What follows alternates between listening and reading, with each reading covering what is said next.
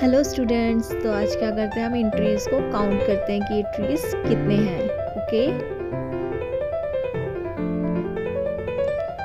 1 2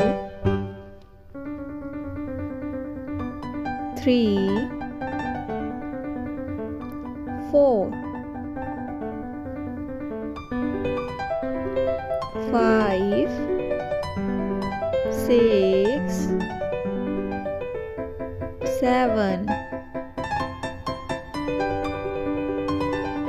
8 9